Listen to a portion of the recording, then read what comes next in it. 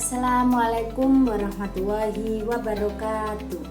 Perkenalkan, nama saya Fauziatul Fitria dengan NIM 877962265. Pada kesempatan kali ini kita akan melakukan praktikum sistem pencernaan manusia. Untuk alat dan bahan yang kita sediakan adalah gambar sistem pencernaan pada manusia. Seperti ini. Gambar ini kita ambil dari website Ruang Guru. Untuk selanjutnya kita akan melakukan penjelasan tentang sistem pencernaan pada manusia. Sistem pencernaan adalah organ yang memiliki fungsi untuk mencerna makanan. Terdapat 10 organ manusia yang memiliki fungsi sebagai sistem pencernaan. Kita perhatikan pada tabel gambar berikut ini. Yang pertama adalah mulut. Ini adalah organ pencernaan manusia yang pertama. Kemudian yang kedua ada tenggorokan. Di sini tenggorokan. Terdapat kelenjar ludah. Yang ketiga ada kerongkongan di sini. Kemudian yang keempat ada lambung. Di sini lambung. Yang kelima ada pankreas. Keenam ada hati, ini hati. Nomor 7 ada kantung empedu. Nomor 8 ada usus halus, ini usus halus. Kemudian ada usus besar, di sini usus besar. Dan yang terakhir adalah anus. Ya, jadi saya ulangi lagi. Sistem pencernaan pada manusia ada 10. Yang pertama ada mulut, tenggorokan, kerongkongan, lambung, hati, pankreas, hati, kantung empedu, usus halus, usus besar, dan yang terakhir ada di sini anus. Untuk lebih jelasnya kita akan bahas mulai dari satu persatu. Secara umum pada manusia itu terdapat 2 jenis pencernaan. Yang pertama yaitu pencernaan mekanik dan yang kedua adalah pencernaan kimiawi. Untuk pencernaan mekanik yaitu proses pencernaan pada tubuh manusia yang dilakukan dengan cara gerakan seperti bisa mengunyah, menelan, menghancurkan, dan memanaskan atau meremas makanan. Biasanya proses pencernaan kimiawi dilakukan di sini ada di mulut dan juga ada di lambung. Makanan akan dihancurkan, diremas dengan menggunakan otot. Kalau di lambung kita menggunakan, ya lebih tepatnya adalah otot lambung. Kalau di mulut kita menghancurkannya dengan menggunakan gigi. Proses pencernaan manusia yang kedua yaitu proses pencernaan secara kimiawi, yaitu proses pencernaan pada manusia yang dilakukan dengan menggunakan atau melibatkan enzim. Di dalam tubuh kita terdapat enzim pada organ-organ pencernaan. Proses pencernaan kimiawi dilakukan pada organ tubuh seperti di mulut, kerongkongan, di lambung, hati, empedu, pankreas, dan di usus.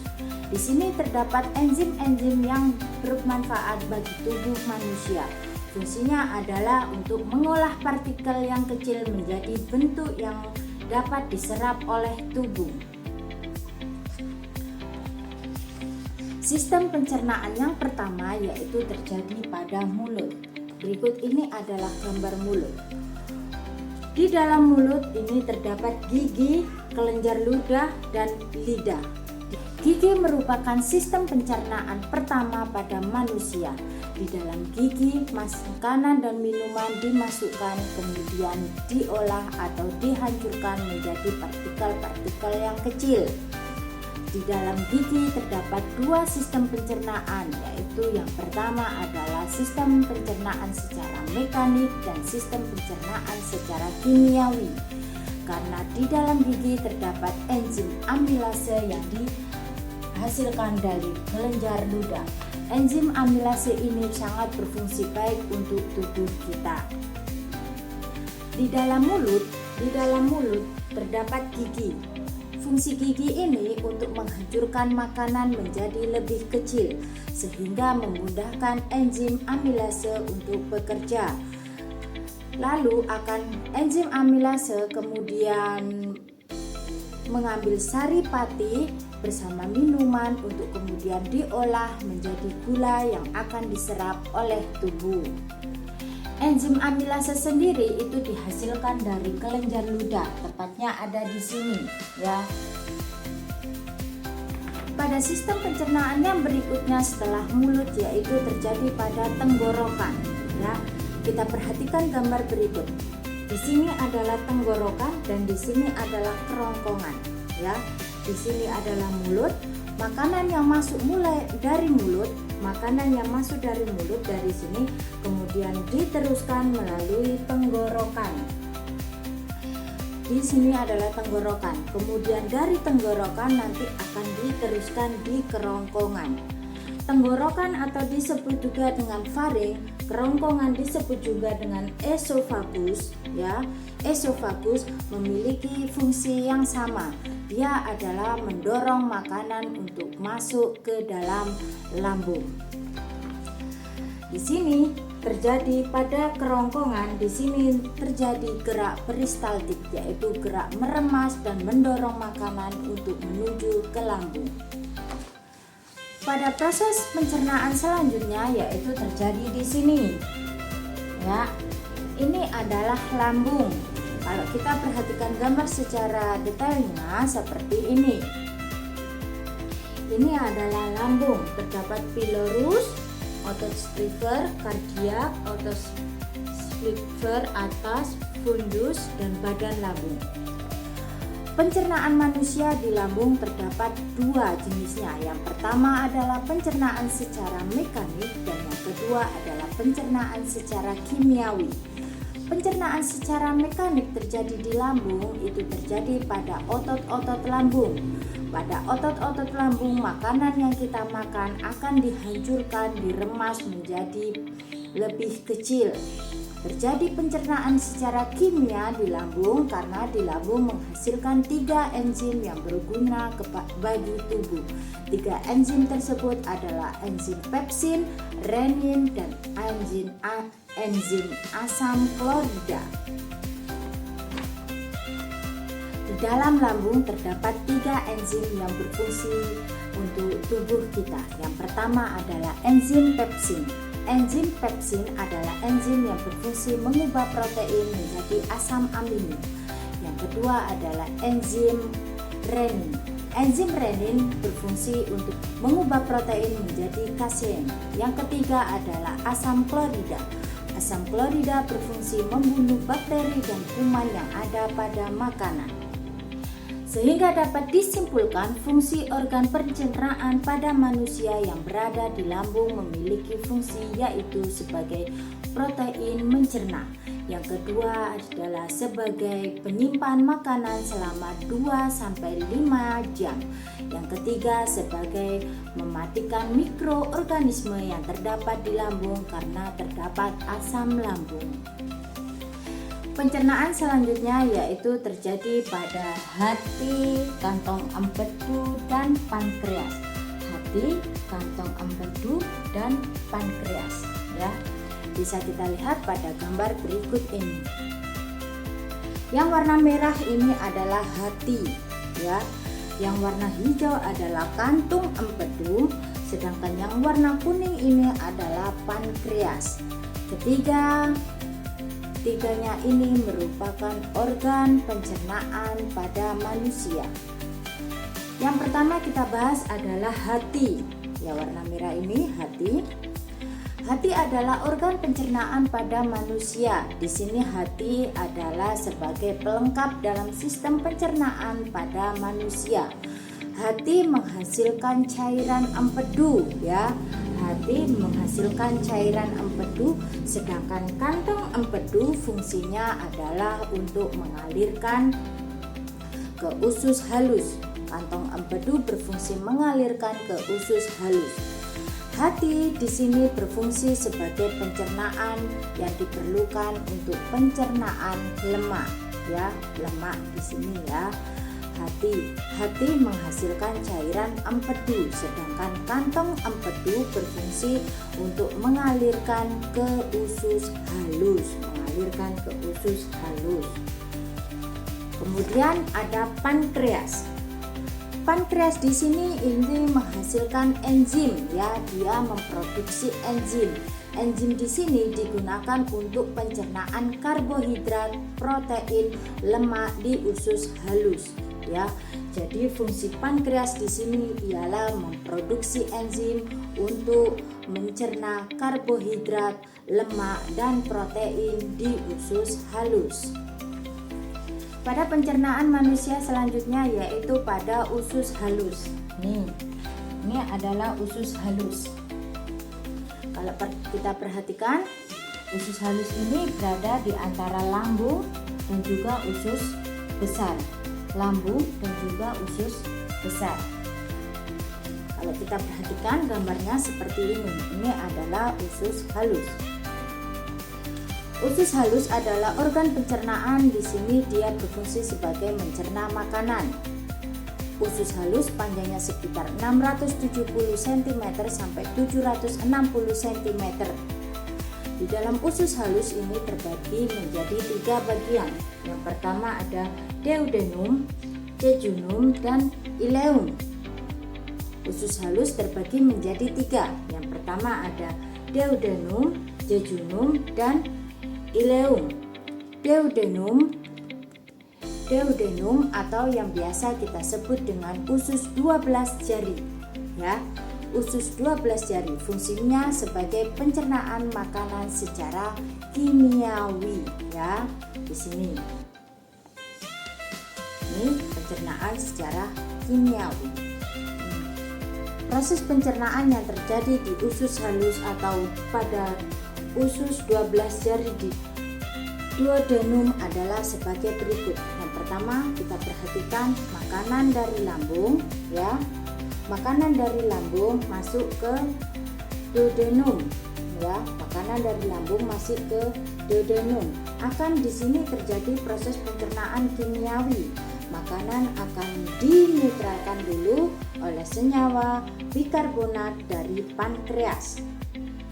Kemudian lanjut dicerna menggunakan enzim amilase, lipase, dan tripsin dari pankreas serta enzim maltase yang dihasilkan oleh usus halus itu sendiri. Pada jejunum, dan ileum, jejunum atau biasa disebut dengan usus kosong. Ileum di sini biasa disebut juga dengan usus penyerapan, sama-sama terjadi proses penyerapan sari makanan ya. Kalau di sini fungsinya adalah pencernaan secara kimiawi dengan bantuan enzim-enzim tadi. Kalau di sini fungsinya adalah sebagai penyerapan sari-sari makanan pada usus jejunum dan ileum ya. Usus jejunum dan ileum. Pencernaan selanjutnya yaitu terjadi pada usus besar. Ini adalah usus besar. Ya. Pada usus besar ini menghubungkan usus halus. Pada makanan yang dicerna di usus halus, maka makanan sisa atau makanan yang tidak dapat diserap tubuh nanti akan diteruskan di usus besar ya. Makanan yang diolah atau dicerna oleh manusia yang tidak dapat diserap oleh tubuh maka akan diteruskan menuju ke usus besar. Sehingga fungsi usus besar di sini adalah untuk membusukkan sisa-sisa makanan dan diteruskan ke anus melalui dengan bantuan bakteri E. coli ya. Dengan bantuan bakteri E. coli. Jadi fungsi usus besar di sini adalah membusukkan makanan agar menjadi tinja dengan bantuan bakteri E. coli. Pada usus besar di sini ya terdapat 2 bagian yaitu rektum sama kolon. 2 bagian pada usus besar yaitu rektum dan kolon. Rektum adalah tempat untuk pemadatan untuk memadatkan ya. Di sini di bagian rektum kolon. Yang kedua ada bagian rektum. Rektum adalah tempat menyimpan feses secara sementara untuk dilanjutkan menuju ke anus ya. Ini tempat feses secara sementara saja. Kemudian dilanjutkan terakhir pada sistem pencernaan terakhir, yaitu menuju ke anus. Pada sistem pencernaan yang terakhir yaitu kita terlihat adalah anus ya. Rektum dan anus adalah sistem pencernaan yang paling terakhir. Rektum di sini sebagai tempatnya feses secara sementara, sedangkan anus adalah tempat keluarnya feses tersebut. Pada rektum di sini karena dia menyimpan hanya sementara, dia akan mengirim sinyal ke dalam otak. Dia akan mengirimkan kapan waktu feses ini akan dikeluarkan. Jika dia mengirim sinyal untuk dikeluarkan, maka sisa-sisa makanan itu tadi atau feses akan dikeluarkan pada waktunya. Ya, dia akan mengirim sinyal-sinyal tersebut. Tapi jika tidak pada waktunya, maka rektum juga tidak akan mengirimkan sinyal ke otot untuk dikeluarkan. Ya, jadi bisa diambil kesimpulan bahwa terdapat 10 organ pencernaan pada manusia. Yang pertama dimulai dari mulut untuk memasukkan makanan, kemudian diolah. Di sini terdapat enzim amilase yang dikeluarkan oleh kelenjar ludah untuk diteruskan ke tenggorokan, kemudian diteruskan lagi ke kerongkongan. Di sini ada namanya gerak peristaltik untuk diteruskan ke lambung. Setelah dari lambung ke pankreas, kemudian ke hati, ini menghasilkan empedu, cairan empedu. Terus ada kantong empedu. Setelah itu menuju ke usus halus ya. Dari usus halus ini makanan akan diserap oleh tubuh atau dibuang. Sedangkan jika diserap tubuh, dia akan kembali ke tubuh kita. Sedangkan jika tidak dapat diserap oleh tubuh, akan dibuang melalui usus besar. Pada usus besar di sini terdapat 2 bagian, yaitu kolon dan rektum ya. Pada kolon berfungsi sebagai tempat apa tadi? Kolon berfungsi sebagai pemadatan fases, sedangkan rektum adalah tempat fases, penyimpanan fases secara sementara ya. Dia bersifat sementara. Kemudian fases-fases itu jika pada waktunya untuk dikeluarkan, dia akan mengirim sinyal ke dalam otak untuk menentukan waktu yang akan dikeluarkan, dan kemudian anus akan mengeluarkan sesuai dengan waktu yang ditentukan. Itulah penjelasan dari saya, penjelasan sistem pencernaan pada manusia. Semoga bermanfaat. Assalamualaikum warahmatullahi wabarakatuh.